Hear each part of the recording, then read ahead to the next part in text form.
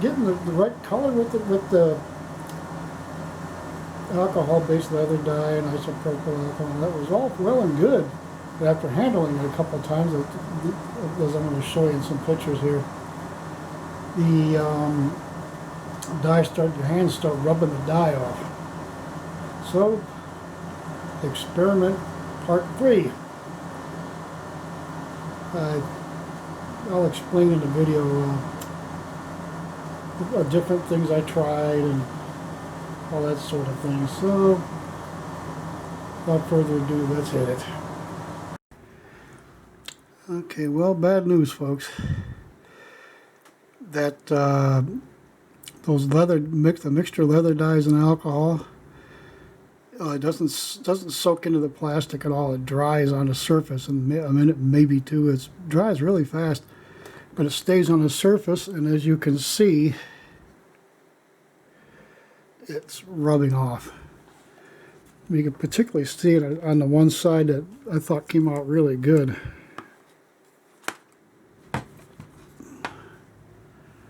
You can see around in here where your hands wrap around. You can see it's wearing off. And down here I experimented and rubbed it with my finger,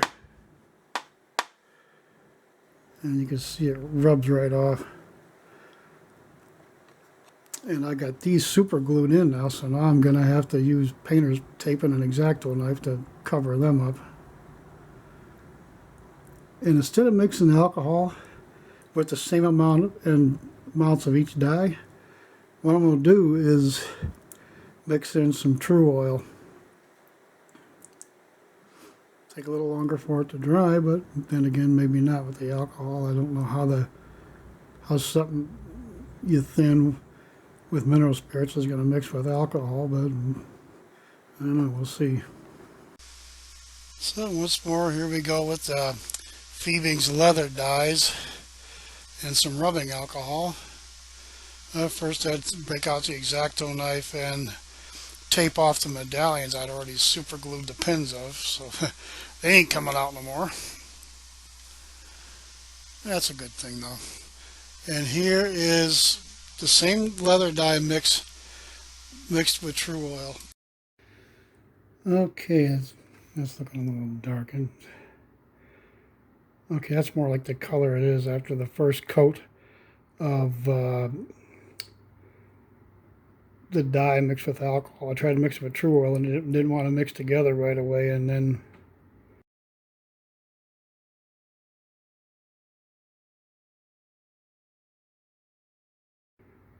it just didn't want to work right. So, kind of light. I'm just having trouble trying to. Now it wants to catch it darker than I'm seeing it by a little bit, but it dries pretty quick, so I'll let it dry for 5 or 10 minutes, and then I'll coat it again. Then I'll let it dry for an hour or so, and then get one of them flat artist brushes I got up there and coat it with some true oil. Maybe that would actually surface sealer, because the true oil didn't wipe off the remaining dye that was still on there on the top half of the left side grip there. So that's encouraging. I'd be able to coat it with true oil and let it sit and dry, and that'll seal up the surface so you can't rub it off with your hands. That's the only fix I can come up with. And I still got not quite a 1/4 inch of the stuff in the dye and alcohol mix there, so it should come out looking about like that.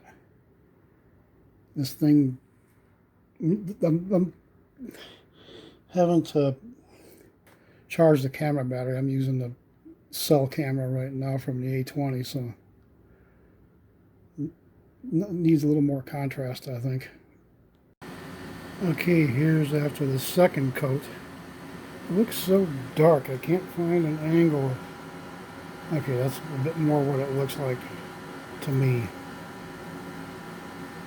As you get up close, and ooh, does that get dark? I was like, yeah, I wish it looked that dark. It looks downright pale to me.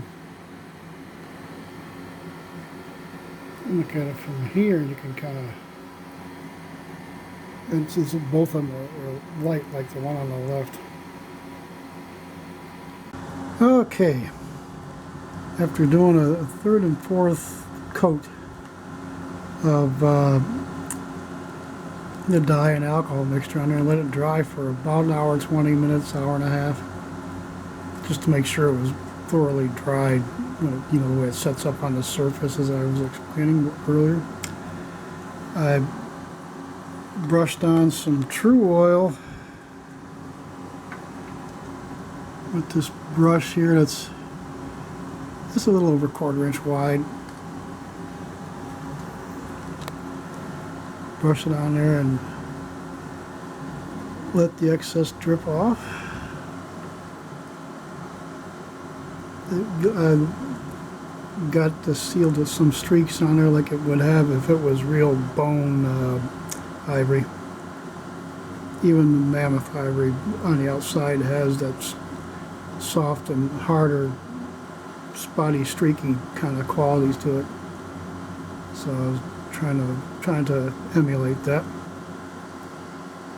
So we'll have to let that dry for a few hours, and we'll come back to it in the morning and at the latest and see what we got, because it is now clear coated. The dye is clear coated on the outside, and that's, if that does that should do it. I mean, I can't imagine why that wouldn't.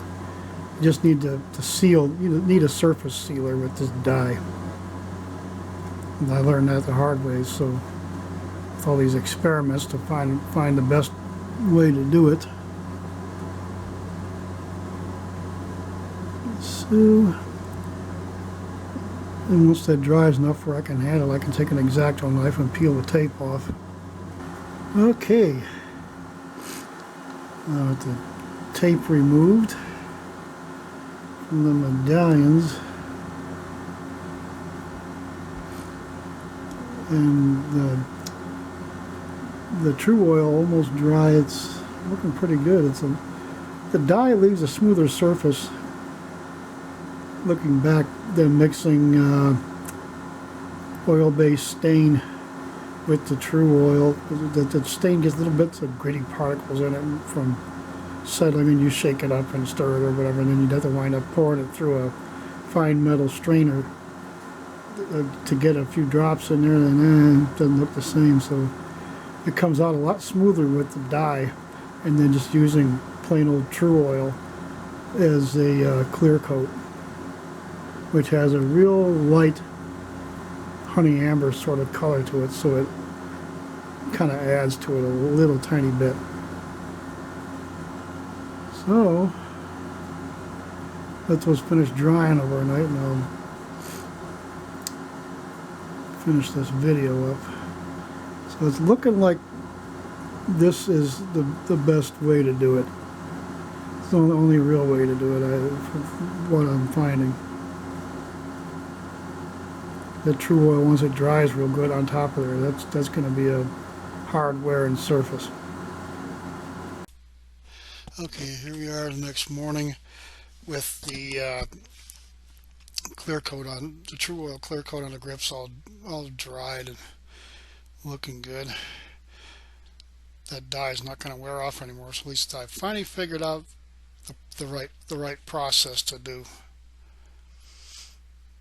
And here I'm screwing the right side grip on those little screws that go in there. I'm still missing one of those, but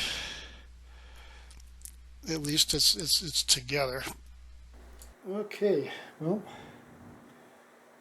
I think I finally got it solved, and this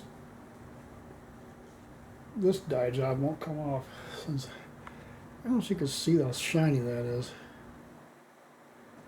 I got a smoother True Oil coat on there this time, especially since I didn't have to sand it down or nothing. It's looking pretty good.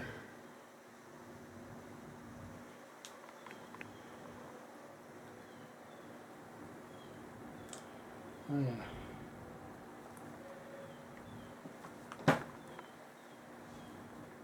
So, again, hopefully that's got it solved. So keep your gun oiled and your powder dry. Good Lord willing, the creeks don't rise. We'll see you again next time.